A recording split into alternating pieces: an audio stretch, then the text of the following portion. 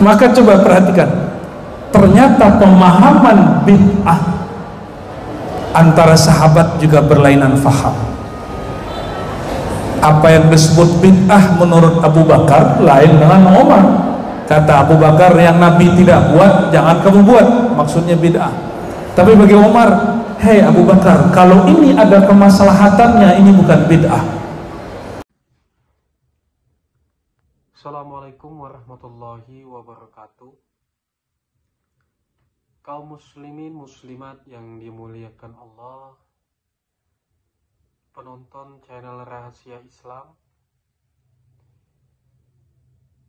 bertemu lagi kita pada kesempatan kali ini untuk kembali menyimak dan mendengarkan tausiah yang akan disampaikan oleh Abuya Ar-Rasy Hasyim.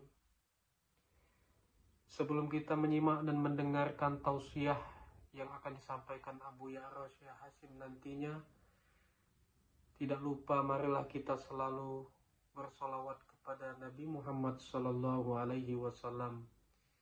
Semoga di akhirat kelak kita mendapatkan syafaat darinya dan mendapatkan rahmat dari Allah Subhanahu wa Ta'ala. Amin ya rabbal alamin. Marilah kita bersama-sama menyimak dan mendengarkan tausiah yang akan disampaikan nanti. Semoga kita dapat mengambil hikmah dan nilai positif dari tausiah yang akan disampaikan oleh Abuya Ar-Rasy Hasyim. Selamat menyaksikan. Waalaikumsalam warahmatullahi wabarakatuh.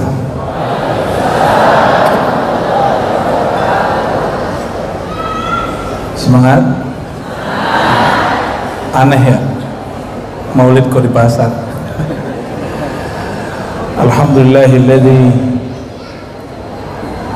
ja'alana min ummati sayyidina Muhammad sallallahu alaihi wasallam. Asyhadu an la ilaha illallah, asyhadu anna Muhammadan abduhu wa rasuluh. Allahumma salli wa sallim wa barik ala hadzal nabiyil karim. Amma ba'du. Para kiai Haji Baharuddin Khadim Thariqah Al-Muhammadi dan juga Kiai Haji Amirullah Amri, wabil khusus Pak Bupati. Saya cuma ingat depannya Andi. Semoga Pak Bupati dan Ibu Wakil diberkahi kepemimpinannya. Amin. Diberi cahaya amanah dan cahaya keadilan. Amin ya rabbal alamin. Dan semua wakil-wakil rakyat, ini saya senang sekali wakil rakyat datang. Ini bukan pencitraan, tapi memang mereka cinta Rasulullah SAW. Ini beliau ini ustaz. Dan juga kalau ini ulama plat putih, beliau ini plat merah nih. Para aparat semua anggota, saya tidak sebutkan satu persatu. Alhamdulillah dari awal dakwah sampai sekarang masih bersamai. Semoga Allah berkahi. Wabil khusus yang di depan saya, yang sudah duduk atau yang berdiri, semoga lelahnya Allah ganti dengan ridha. Amin ya rabbal alamin. Karena di mall tidak usah berat-berat ya kajiannya. Ada satu ayat itu, silakan dicek para hafiz, itu surat apa? Qalu, mereka berkata, An-Nur ya, ma li hadzal rasul. Ada apa ini? Apa-apaan nih Rasul ini? Maksudnya Rasulullah yamshi fil aswaq, kok jalan-jalan di pasar, di mall. Ya, mungkin kalau yang tinggal di Jakarta ketemu ustadz, ketemu saya, ketemu siapapun, saya nggak begini kalau ke mall, ya pakai baju kaos, ya kecuali jadi ini pertama kali masuk mall pakai jubah, pakai gamis, awal marrah, pertama kali masuk mall pakai gamis ini Pak Bupati, berkat bid'ahnya Pak Bupati ini. Ya.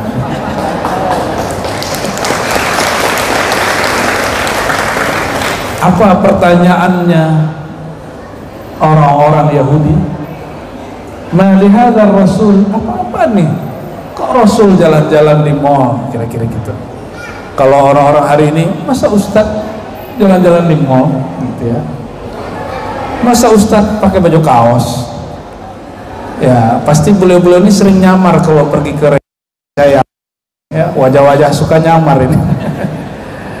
Kadang-kadang pakai topi pet gitu ya, bener Ustadz ya.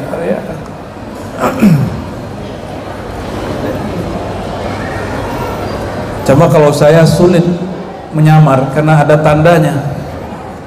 Jadi orang kalau lihat walaupun pakai baju kaos, lihat dulu dari kanan, lihat dulu dari kiri.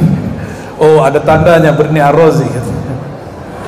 Jadi udah nggak bisa nyamar, udah nggak sempat nyamar untuk maksiat. Puji syukur kepada Allah, ini nikmat paling besar.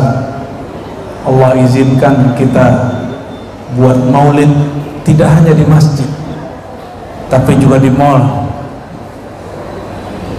Maka yang tadinya as-suq baitus syayatin, pasar mall itu rumahnya syaitan, sekarang menjadi rumahnya umat Nabi Muhammad sallallahu alaihi wasallam. Ada satu ungkapan, suatu rumah yang ada Sayyidina Muhammad, nur Sayyidina Muhammad sallallahu alaihi wasallam, la yahtaju ila surji, tidak memerlukan kepada lampu-lampu. Apa maksudnya? Satu tempat, satu negeri yang ada di situ cinta kepada Rasulullah sallallahu alaihi wasallam. Mereka baik dari dalam dirinya, bukan baik dari luar. Mereka tidak perlu menceritakan dirinya baik di depan orang, betul-betul memang dari dalamnya baik. Semoga semua yang hadir Allah berikan itu, amin ya rabbal alamin.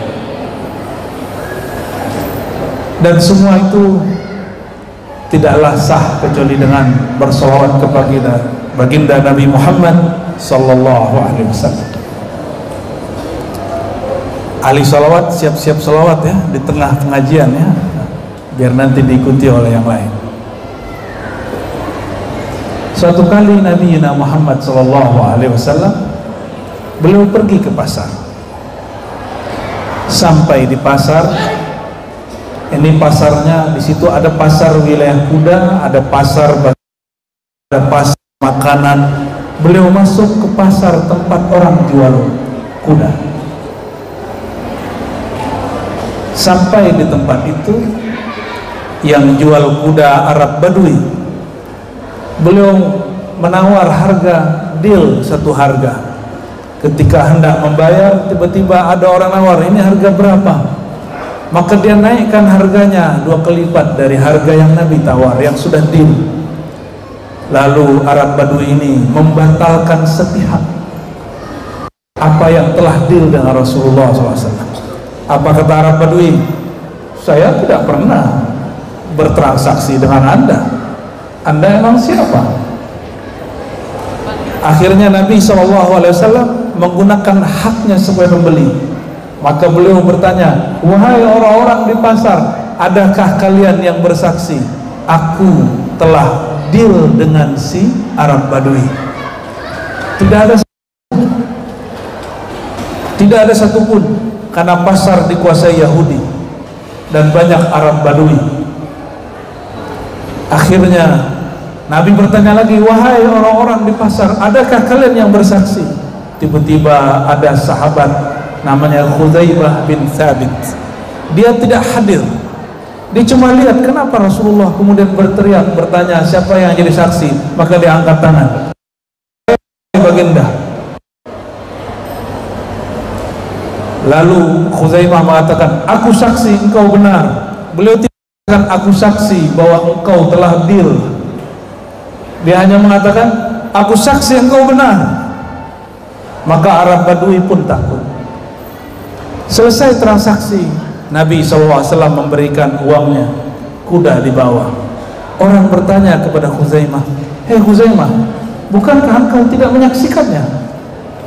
Khuzaimah senyum, perlukah engkau bersaksi atas Rasulullah SAW? Beliau telah bertransaksi. Cuma ini yang dibaca tadi sama qori kita. Ya ayuhan nabi, wahai nabi, utus syahidan, engkaulah saksi itu sendiri. Makanya Sayyidina Khuzaimah ibn Thabit dikasih gelar Dzu Syahadatain, orang satu tapi kualitasnya dua saksi. Dan persaksian ini, gelar ini dipakai setelah Rasulullah wafat. Ingat Rasulullah wafat tahun berapa?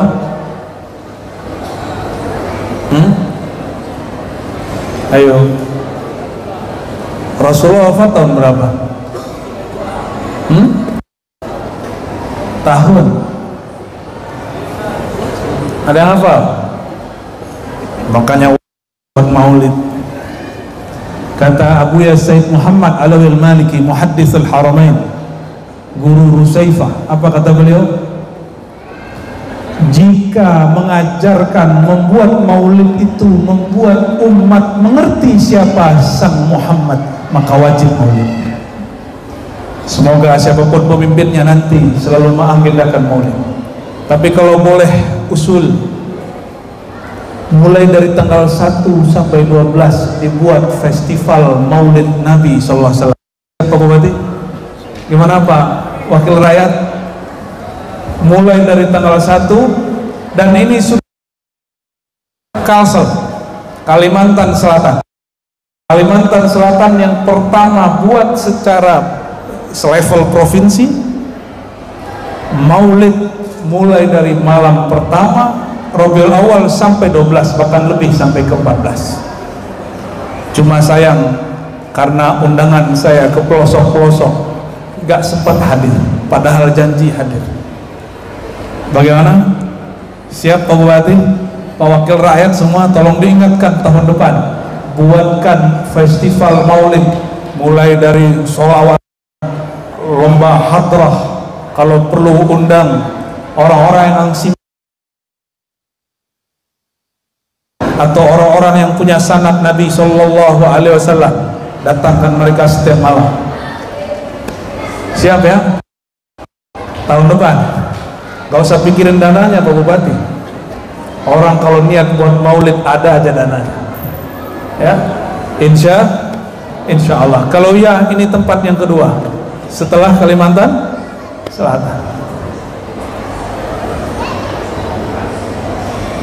Brunei. Tahu Brunei? Brunei itu punya 3 perayaan besar. 1, Hari Raya Idul Fitri.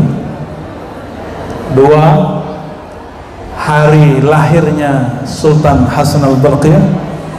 Yang ketiga, lebih besar lagi, hari lahirnya Sayyidina Muhammad Sallallahu Alaihi Wasallam.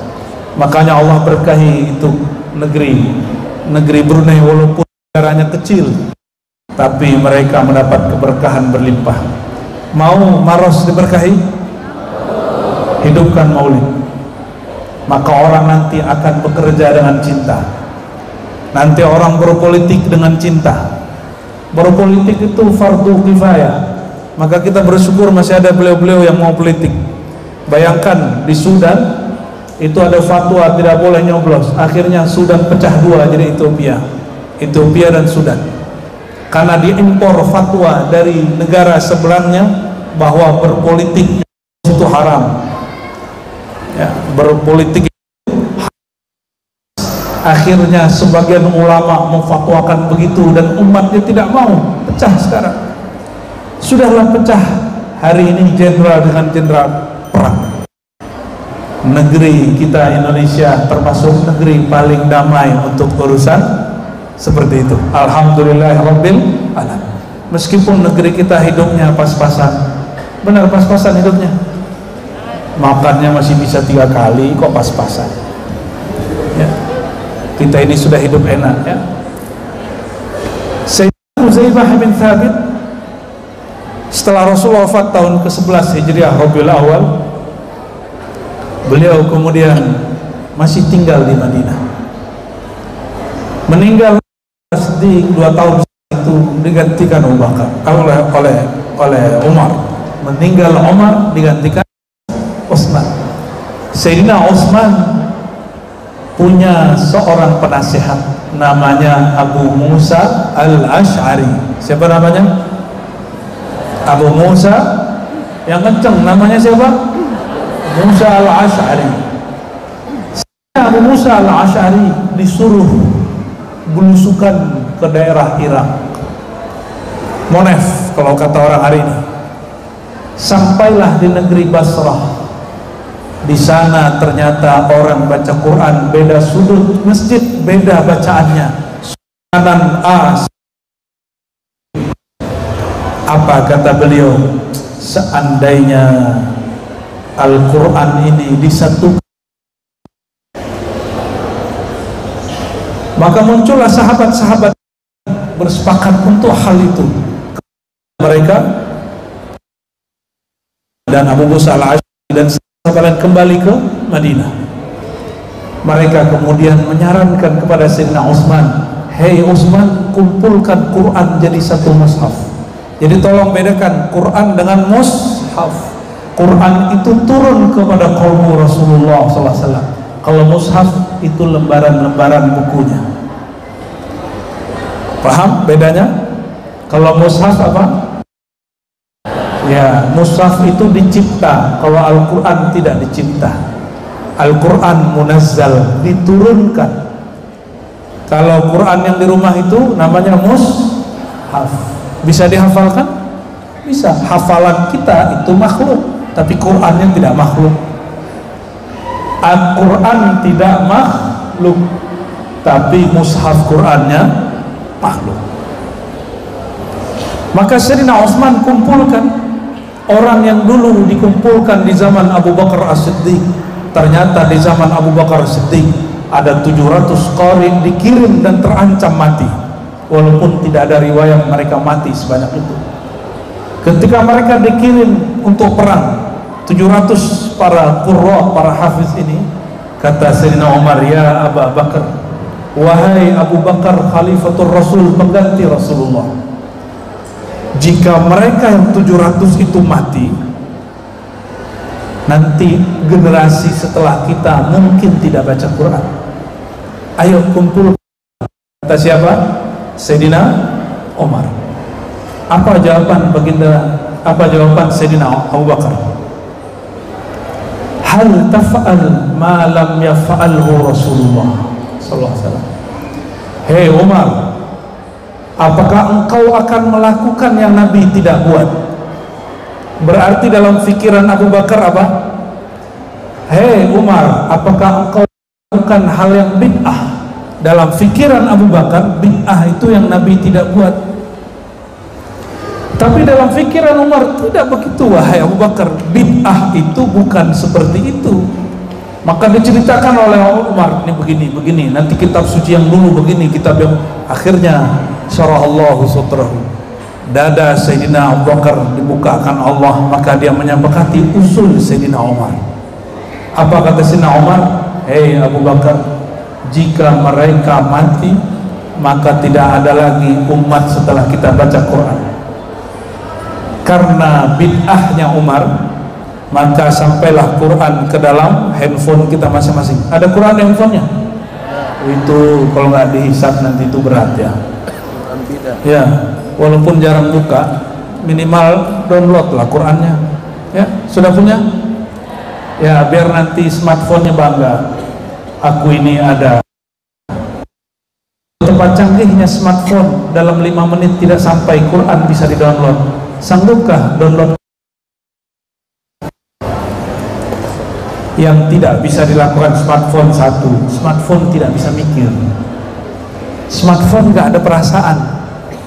Kita ini walaupun tidak sanggup mendownload Quran di dalam kolbu, tapi kita punya rasa terhadap Quran. Pernahkah melihat smartphone, handphone nangis baca Quran? Hah? Tidak pernah. Tapi kalau orang kenal Allah baca bismillah bisa nangis. Tapi saya curiga nanti yang duluan masuk surga smartphone-nya. Kenapa? Mau tidur pengantarnya juz amma, setel di handphone, betul? Jadi yang baca Quran siapa? Smartphone-nya, dianya cuma dengar. ya lumayan. Tapi dulu yang nanti masuk surga, nah itu tuh yang antum pegang itu. Maka coba perhatikan, ternyata pemahaman bid'ah antara sahabat juga berlainan faham. Apa yang disebut bid'ah menurut Abu Bakar lain dengan Umar.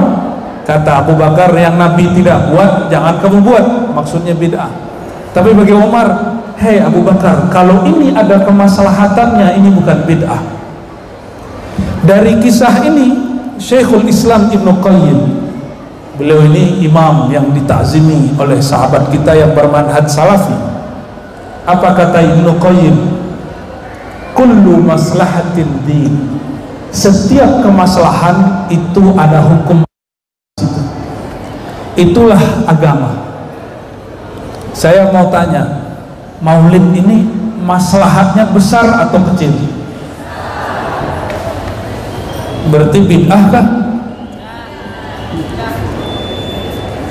Kalau dia maslahat, dia tidak bid'ah. Kalaupun disebut bid'ah, dia bukan bid'ah hakiki, dia cuma bid'ah secara bahasa. Oh, ustaz, kata orang sini ustaz ya. Ustaz, kullu bid'atin dalalah, semua bid'ah itu sesat. Rasul bilang semua bid'ah sesat, kenapa ustaz bilang ada bid'ah yang tidak sesat? Ibnu Taimiyah juga begitu, Muhammad Wahab juga begitu. Apa jawabannya? Benar, antum sudah baca kitab Ibnu Taimiyah. Ibnu Taimiyah Syekhul Islam, Imam Salafi. Apa kata beliau dalam kitab Iqtidah Shiratal Mustaqim? Bid'ah itu ada dua. Bedanya dengan beliau yang di istilahnya. Bagi Ibnu Taimiyah, semua yang tergolong bid'ah syariat itu haram. Maka dia bagi ada bid'ah syari'iyah, ada yang kedua bid'ah lughawiyah. Pergi umrah pakai onta atau pakai pesawat? Betul, benar gak? Belajar Quran langsung kepada Quran atau pakai ikra, pakai tilawati, qiraati? Langsung. Nabi nggak pernah belajar ikra loh ya. Wahai ahli bid'ah, ini semua wajah-wajah pernah belajar ikra ya? Betul. Hai ahli bid'ah, Nabi dan sahabat pernah belajar ikra? Pernah? Yang wajib itu mencintai Nabi.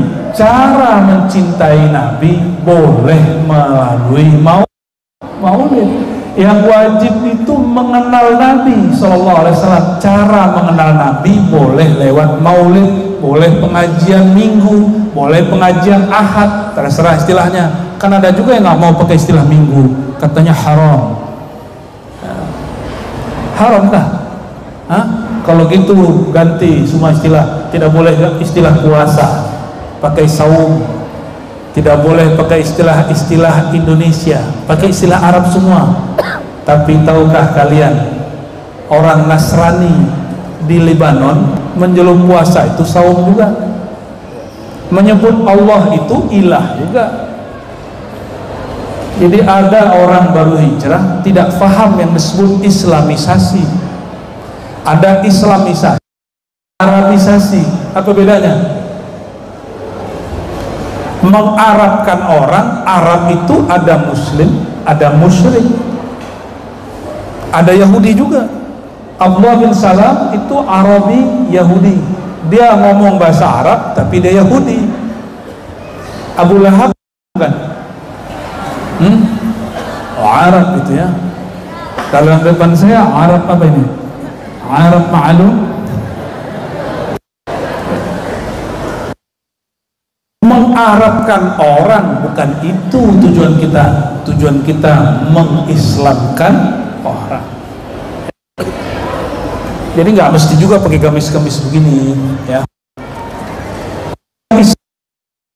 Aurat atau baju gamis? Nutup aurat.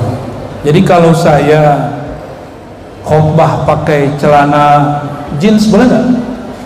Boleh, habis itu diturunin beliau. Walaupun boleh, ada namanya bab adab. Bab apa? Bab adab. Nah, adab ini tergantung budaya tempatan. Baik, apa kata Ibnu Taimiyah dalam kitab Iqtida' Shiratal Mustaqim? Ada bid'ah zaman Rasul, ada di zaman ini. Contohnya apa? Tadi Iqra. Pergi. Nabi dulu pergi antri 10 tahun kah? Ini beliau kan yang bikin kita antri, ini kan beliau nih Pak ya. Kementerian. Iya, ini ahli bid'ah ini.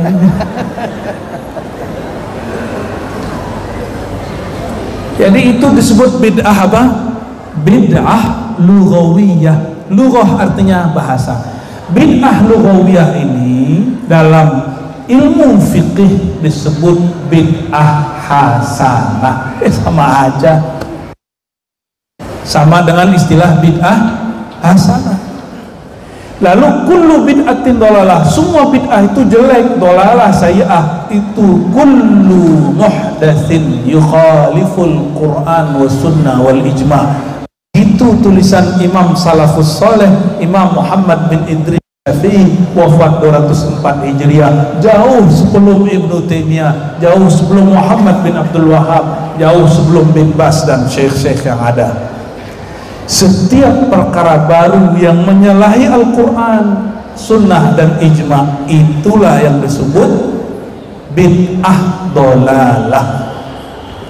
Maka ini apakah bid'ah yang menyalahi atau berkesesuaian dengan kitab dan Sunnah?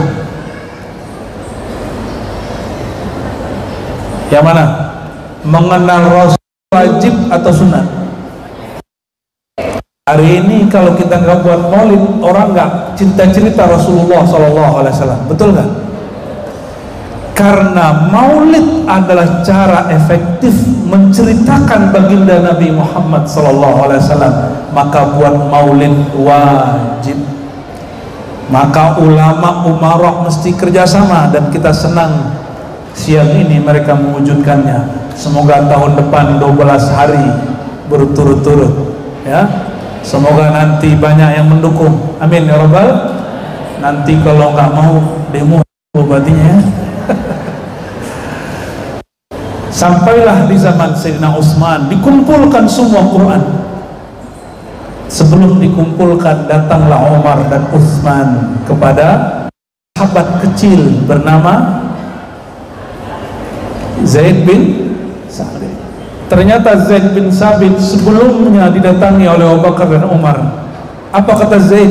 Hei Khalifatul Rasul, hei Umar, apakah engkau akan mengajak kami kepada hal yang Nabi tidak buat? Umar, Abu Bakar akhirnya ngajarin Zaid, nggak begitu anak muda. Kalau ada maslahatnya maka ini tidak. Kalau Nabi hidup sekarang tentu Nabi juga buat. Akhirnya Zaid mengatakan, kalau begitu aku terima, cuma jika engkau perintahkan aku memindahkan gunung, tentu lebih mudah karena barangnya jelas, ini Al-Quran. Inilah sejarah bid'ah. Bid'ah itu tidak semuanya dolalah. Maka bid'ah bid'ah lughawiyah, oleh ulama 4 mazhab disebut bid'ah hasanah. Kita masuk ke kisah Nabi SAW. Saya ceritakan mungkin 1-2 kisah saja. Satu kali baginda Nabi Muhammad SAW berjalan dengan Sayyidina Jabir. Yang nggak percaya mungkin sebut ini dongeng. Nabi ini pemalu. Kalau buang air kecil pasti di tempat yang tidak dilihat orang. Ini sering saya kisahkan di setiap maulid, dan kisah favorit yang saya ceritakan. Mungkin sudah pernah dengar online-nya, sekarang offline-nya. Sayyidina Jabir mengatakan ketika kami sampai di suatu desa. Jadi Nabi ini suka belusukan. Ketika kami sampai di suatu desa ada lembah, dilihat tidak ada tempat untuk buang air kecil, maka beliau mengatakan kepada sahabat ini, "Hei Jabir, itu ada pohon." Coba perhatikan, Nabi berbicara kepada Jabir, "Hei Jabir, itu ada pohon kurma, suruh dia datang ke sini." Masuk akal nggak? Masuk akal nggak? Nggak masuk akal. Akalnya masih kurang cerdas saja. Nabi nyuruh siapa? Jabir. Jabir tanpa tanya langsung pergi. Apa kata Jabir? "Hei pohon, Rasulullah nyuruh kamu datang." Masuk akal nggak? Berarti kurang baca Quran. Wa in min syai', tidak adalah sesuatu kecuali yusabbih, bertasbih.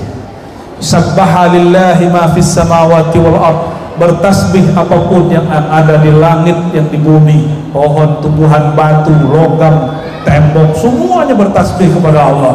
Mau maksiat di mana? Mau maksiat di mana? Akhirnya pohon kira-kira gerak nggak? Ternyata pohon kenal Rasulullah SAW. Pohon itu ada beberapa rumpun gerak langsung seperti film-film. Apakah ini dongeng? Terserah Anda. Datang kepada baginda, menutupi beliau, barulah beliau buang air kecil. Ternyata Rasulullah melakukan hal yang nggak pernah dilakukan orang Arab. Orang Arab itu kalau mau buang air kecil langsung kencing berdiri, tembak langsung. Mana ada tembok atau di balik pohon, di balik semak, tepi jalan, atau di roda. Pernah melihat orang buang air kecil di roda? Masih banyak. Nah, itu Arab Badui itu ya. Orang Arab Badui lebih daripada itu. Lihat tembok Masjid Nabawi langsung dia tembak. Rasulullah SAW buat bid'ah baru. Apa itu? Buang air kecil jongkok. Apa kata orang Arab, orang Yahudi? "Hei, kif nabiyukum yabulu kad nisa." Kok nabi kalian aneh? Kok air kecil perempuan? Ibu-ibu ada yang buang air kecil berdiri kan? Maaf. Ada yang buang kecil berdiri? Hah? Enggak? Bener? Oh bener orang Arab itu ya. Orang Yahudi, apa kata Arab dan Yahudi? Nabi kalian aneh, kok buang air kecil jongkok? Pertanyaannya, mungkin ini dalil orang bikin tempat buang air kecil berdiri di mall, di kantor-kantor. Ternyata ada dalilnya Pak Kiai. Suatu kali Nabi ini kan nggak pernah buang air kecil berdiri, selalu jongkok. Nabi itu diintip oleh Sayyidina Abdullah bin Umar. Hadis Imam Abu Dawud, hadisnya sahih. Diintip ngapain? Sekali kejadiannya Nabi SAW buang air kecil berdiri. Pas dilihat dari jauh, siapa yang ngintip? Abdullah bin. Nah ini bayangkan, Nabi buang air kecil jadi hadis. Kalau Pak Bupati buang air kecil jadi hadas. Apalagi Pak Kiai berdua nih sama aja ya. Cara Nabi buang air kecil itu kemudian didiskusikan Sayyidina Abdullah bin Umar. Apa katanya? "Hei, ada kabar baru, tukang intip nih. Rasulullah melakukan hal yang baru, buang air kecil berdiri." Ternyata itu antara rumah sempit, ada sampah, ada tebing sedikit. Karena beliau khawatir percikannya mengenai tubuhnya, kainnya, maka beliau berdiri. Coba perhatikan, Nabi melakukan hal yang ganjil jadi hukum.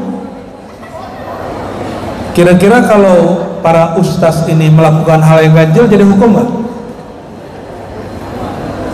Tidak. Tapi kalau Nabi buat yang ganjil, jadi hukum. Nabi mengatakan makan minumlah, duduk. Satu kali Nabi pernah minum air Zam-Zam berdiri, kata saya. Wa syariba ma'a Zam-Zam wa huwa qa'imun, hadis Tirmidzi. Nabi minum air Zam-Zam sedang berdiri. Kayaknya ini dalil orang nge-mall minum air berdiri. Tapi jangan sering-sering ya, itu bahaya. Jangan sering-sering minum berdiri.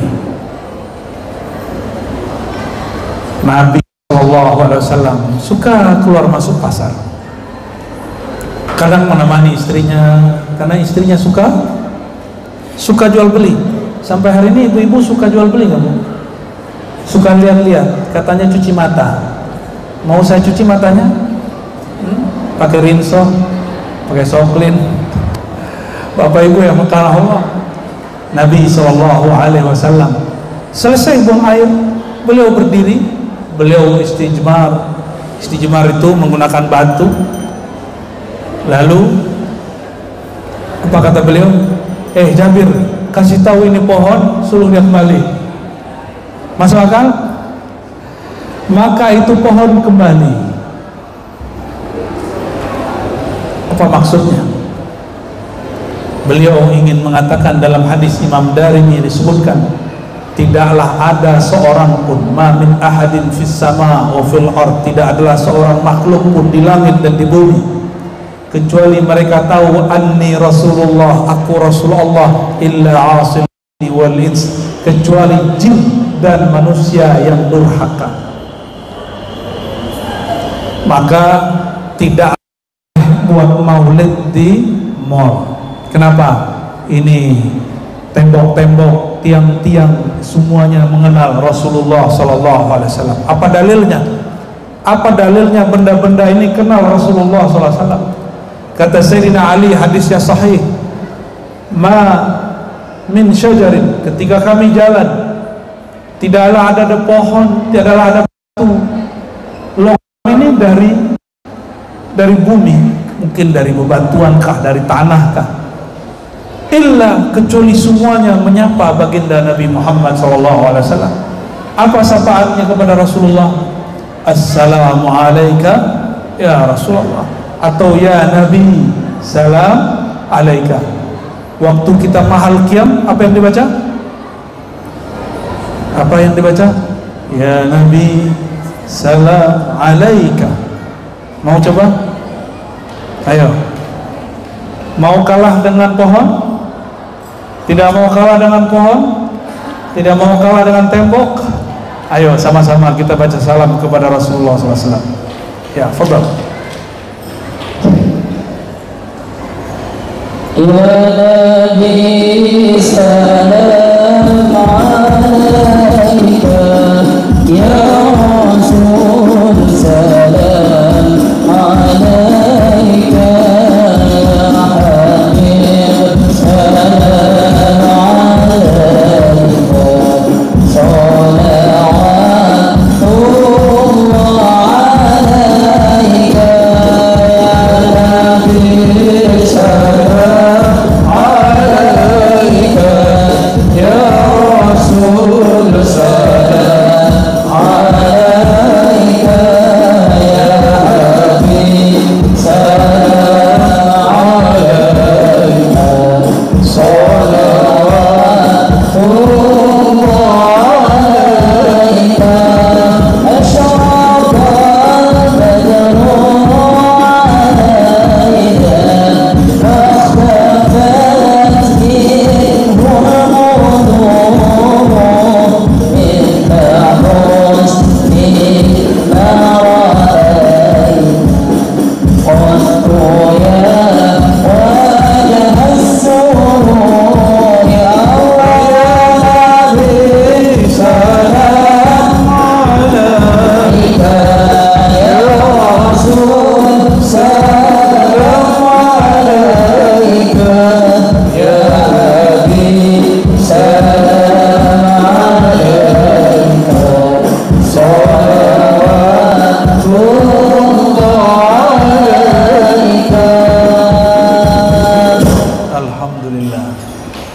Udahan?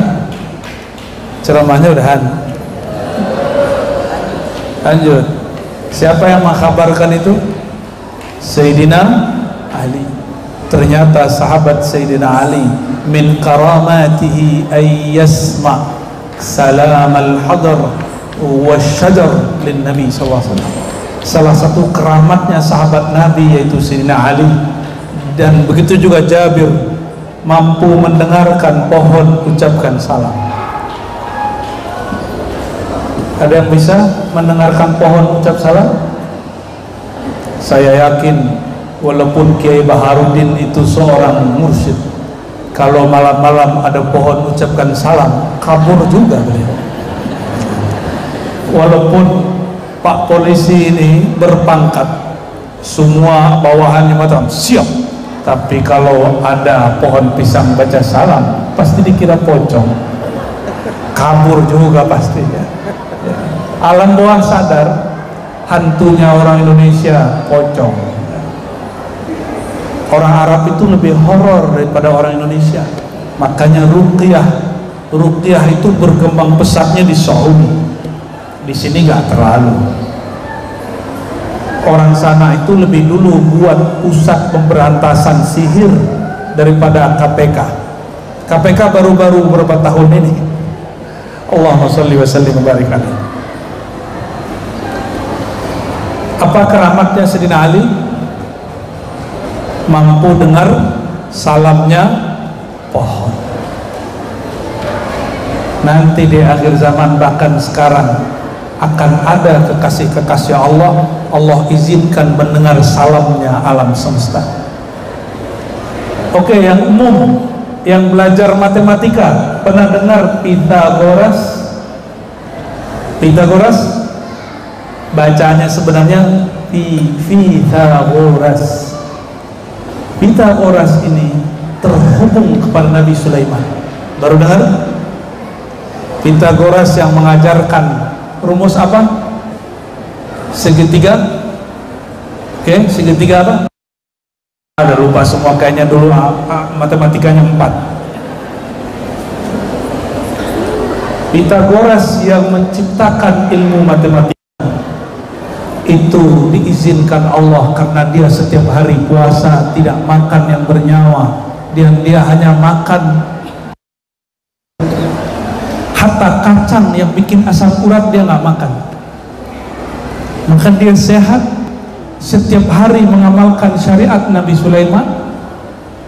Allah berikan ketajaman kolbu, dia mendengar tasbihnya bulan, bintang, matahari. Kisah ini bukan kisah, berita ini ditulis oleh Imam Syahrastani dalam kitab Al-Milal wan Nihal, bahwa ini betul terjadi. Padahal dia bukan sahabat Nabi Muhammad SAW, tapi ada sebelum Nabi Muhammad SAW. Jadi ilmu-ilmu yang kita pelajari hari ini dulu yang buat kekasih-kekasih Allah. Ini pakai kacamata, pada pakai kacamata. Kamera dulu kalau kamera gede-gede, sekarang kamera cukup pakai. Siapa yang menemukannya? Ibnul Haytham. Ibnul Haytham lah yang menemukan teori wali Allah di zamannya. Dan kisah Nabi SAW. Apa dalilnya bahwa benda-benda ini bertasbih? Ini kisah terakhir yang saya mau sampaikan. Sering kita baca, sering kita dengar. Nabi SAW didatangi oleh sahabat dari negeri Rum yang bisa membuat mebel. Nabi tadinya kalau mengajar hanya pakai mimbar kecil untuk sadaran dia. Itu pun dibuat orang Arab ala kadarnya, karena orang Arab tidak punya peradaban mebel. Akhirnya datang orang dari Rum. Orang Rum ini ukirkan mihrab untuk baginda Nabi Muhammad SAW. Maka pindahlah baginda Rasulullah SAW ke atas mihrab yang baru. Pindah di mihrab yang baru, semua sahabat dengar bahwa mimbar yang lama, kayunya yang sangat tua dan pas-pasan, hanna hanina kal ba'ir, menangis seperti menangisnya onta, anak onta kecil. Maka Nabi SAW turun, diusap-usap itu pohon yang dianggap mati. Ini hati-hati, pohon dianggap mati, ternyata belum mati. Ini ada pohon pisang. Nah, ini selesai maulid dia nangis ini. Cuma nggak kedengaran karena telinganya baru telinga ini, belum punya telinga yang lain. Telinganya harus di-upgrade dulu, pakai Android baru. Akhirnya Nabi SAW mengusap-usapnya. Wahai kayu tua, engkau pilih jadi sandaranku atau masuk surga? Pilih mana? Dek, kamu kok nanya gitu jawabnya mah? Masuk surga atau cara Nabi di dunia? Surga? Pengen kawin ya? Kalian surganya surga seksual, surga syahwat. Maka betul, jannatus syahwat, surga itu ada dua, ada surga syahwat, kawin, makan, rekreasi. Dan di pasar, ibu-ibu, mall-mall di surga lebih gagah dari mall ini. Ini mall bagus, tapi nggak ada apa-apanya. Maaf yang bikin mall ya. Mall di sini kita datang, muka kita kena debu, tetap saja berdebu. Kalau mall di surga, orang datang wajahnya ganteng 70%, pulang dari mall surga gantengnya jadi 700%. Jadi debu-debu yang ada di mall, parfum-parfum yang dihembuskan di mall, itu jadi pembersih wajahnya orang yang pergi ke mall. Mall surga, suqul jannah. Mau masuk surga? Mau? Jadi kalian pengen masuk surga, pengen punya istri 100 ya? Ada hadis, orang jihad fisabilillah istrinya 72. Pilih mana? Punya istri 72 atau jadi teman Rasulullah SAW? Punya istri banyak di sana tapi nggak ketemu Rasul. Kalau ketemu Rasul dapat di sana tenang bu, nggak ada cemburu. Mumpung masih boleh cemburu ini, cemburu di sini aja ya. Enggak, cemburu di sini masih boleh. Di sana cemburu dicabut, udah nggak ada cemburu. Itu kayu ditanya, karena si kayu nggak pernah punya akal. Wahai kayu tua, kau pilih jadi sandaranku atau masuk surga? Apa jawaban dia? Masuk surga wahai baginda. Bisa jawab itu kayu. Gimana? Mau pilih jadi kayu nggak? Sayang sekali kayu tidak kenal baginda secara sempurna, karena dia tidak punya akal dan qalbu, maka dia pilih surga. Dia tidak pilih bersama baginda sallallahu alaihi wasallam. Tapi lumayan masuk. Itu kayu tidak berhenti hancur kena rayap. Itu kayu sampai sekarang masih ada, cuma Allah sembunyikan, nggak tahu di mana. Sampai hari ini masih ada. Nggak tahu siapa nanti yang megang, mungkin Imam Mahdi ke Nabi Khidir ke Nabi Isa, wallahu alam bis. Soal kita tidak dituntut untuk mengetahuinya. Seandainya kayu itu punya akal dan kolbu, apa kata dia? Wahai baginda, aku ingin selalu bersama engkau. Sayang sekali dia tidak punya akal. Nih perhatikan, kalau Pak Bupati nih punya tim, milih duit, milih senang daripada membersamai perjuangannya, itu orang manusia kualitas kayu. Ada lagi onta. Ingat kisah onta? Onta nyeruduk Nabi. Apa kata si onta? Wahai baginda, asyhadu anna Rasulullah, engkau Rasulullah. Tuh tahu, onta aja. Tapi si onta habis bersaksi, dia mengadukan urusan dunianya. Wahai baginda, bebanku banyak, tugasku banyak, aku selalu dibebani tuanku. tapi makanku sedikit urusan. Punya begitu nggak? Punya anggota begitu nggak? Tugas lagi nih, tunjangan nambah. Ya, khidmat lagi nih, kata yang khidmat kepada guru-guru, capek lagi nih, tapi nggak ada tambahan, nggak ada berkat. Orang yang ngomong begitu mungkin tubuhnya tubuh manusia, tapi batinnya tidaklah lebih daripada kualitas onta. Mungkin dia bukan onta, tapi kualitasnya kualitas nauzubillah min zalik. Coba lihat Sayyidina Abu Bakar Siddiq, Nabi belum bicara, Nabi perlu dana untuk ngurus umat dan untuk jihad. Belum berkalam, Sayyidina Abu Bakar seorang pedagang, bawakan beberapa kontainer hartanya, lalu dibawa lagi yang kedua, yang ketiga, sampai habis. Nabi SAW melihat melongo. Abu Bakar nggak pernah minta apa-apa. Abu Bakar cuma bawa, wahai baginda, ini semua hartaku, aku serahkan untuk perjuanganmu. Ada orang kaya begitu hari ini? Nggak ada. Abu Bakar orang kaya, dia serahkan semua hartanya untuk baginda Rasulullah SAW. Sayyidina Umar dengan senangnya bawa setengah kontainernya. Kata dia dalam hati, belum ketemu Rasulullah, saya ingin saingi Abu Bakar. Abu Bakar mungkin tidak dengar aku bawa setengah kekayaanku. Tiba-tiba sampai di depan rumah Rasulullah SAW, beliau lihat banyak sekali ini barang. Ini barang punya siapa? Dia tanya, ini punya Abu Bakar As-Siddiq. Abu Bakar telah menyerahkan semua miliknya kepada Rasulullah SAW. Umar melihat begitu, dia pulang lagi, dia ambil semua tabungannya, lalu dia kembali kepada Rasulullah SAW. Begitu mereka berjuang untuk Nabi Muhammad Sallallahu Alaihi Wasallam. Apakah Abu Bakar Umar minta surga?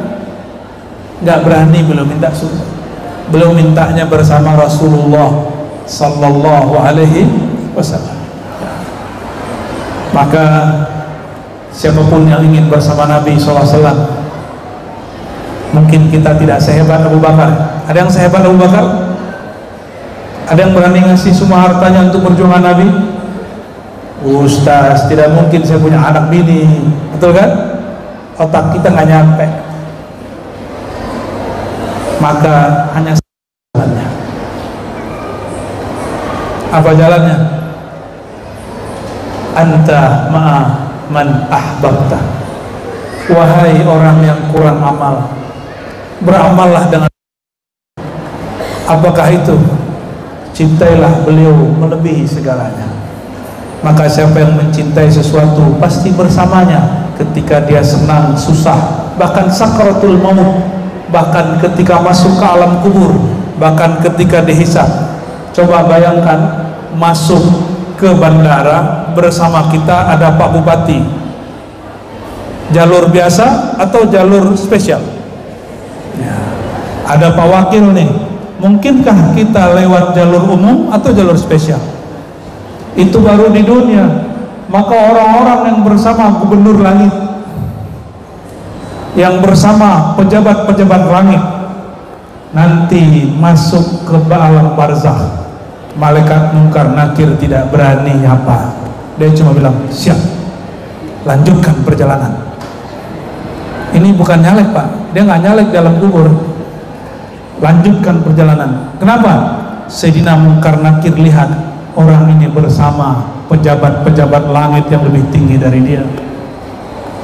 Jadi yang terjadi sekarang di bumi itu hanya imitasi yang di langit. Yang terjadi di langit hanyalah imitasi tiruan yang di surga. Jadi apa yang terjadi hari ini hanya pengulangan tiruan yang di sana. Mari bersamai pejabat-pejabat langit, Rasulullah Sallallahu Alaihi Wasallam, pewaris-pewaris beliau, ulama-ulama beliau, dan umara-umara yang adil. Insya Allah kita bersamanya di dunia dan akhirat. Semoga Allah meridhai majelis ini, meridhai para pemimpin kita, wabil khusus Pak Bupati, Wakil Bupati, semua wakil rakyat, semua aparatur negara, semua jajarannya, semua para ulama, dan akhosul khusus teristimewa untuk yang hadir di depan dan kiri kanan saya. Semoga Allah membersamai kita. Ila ruhin Nabi sallallahu alaihi wasallam. Al-Fatihah. Baiklah, telah kita saksikan tadi secara bersama-sama tausiah yang telah disampaikan oleh Abu Ya'ra Syekh Hasim. Semoga bagi kita yang mendengarkan dan bagi Abu Ya'ra Syekh Hasim yang menyampaikan sama-sama mendapatkan pahala dari Allah Subhanahu wa Ta'ala. Semoga apa yang telah kita dengarkan dan kita simak bersama-sama tadi dapat menambah ilmu pengetahuan kita dan semakin mendekatkan diri kita kepada Allah Subhanahu wa Ta'ala. Amin ya rabbal alamin. Dari tausiah yang telah disampaikan oleh Abu Ya'ra Syekh Hasim tadi dapat kita ambil kesimpulan dan juga ilmunya bahwasanya jangan sampai kita terlena oleh kenikmatan dunia hingga sampai meninggalkan kewajiban kita dan meninggalkan perintah dari Allah Subhanahu wa Ta'ala. Marilah kita selalu bersama-sama menjaga diri kita agar tidak terlena terhadap kenikmatan dunia dan selalu berusaha untuk mendekatkan diri kita kepada Allah Subhanahu wa Ta'ala. Semoga kita termasuk umatnya yang selalu mendapatkan syafaat dari Rasulullah Sallallahu Alaihi Wasallam dan juga selalu mendapatkan hidayah serta rahmat dari Allah Subhanahu wa Ta'ala. Semoga apa yang telah kita dengarkan tadi dapat menjadi ilmu dan juga bermanfaat bagi kehidupan kita, dan tentunya semakin mendekatkan diri kita kepada Allah Subhanahu wa Ta'ala. Sekali lagi kami ucapkan terima kasih yang sebesar-besarnya bagi penonton yang telah mensupport channel Rahasia Islam ini dengan mensubscribe, like, dan share. Karena dengan bantuan dan support penonton sekalian, kami semakin bersemangat untuk selalu menyebarkan konten-konten yang insya Allah akan memberikan ilmu serta manfaat bagi kita semua. Sekali lagi kami mohon apabila konten kami memberikan manfaat dan juga ilmu serta nilai-nilai positif, mohon bantuannya untuk subscribe, like, dan share. Karena dengan melakukannya kita sama-sama telah menyebarkan kebaikan untuk sesama umat manusia.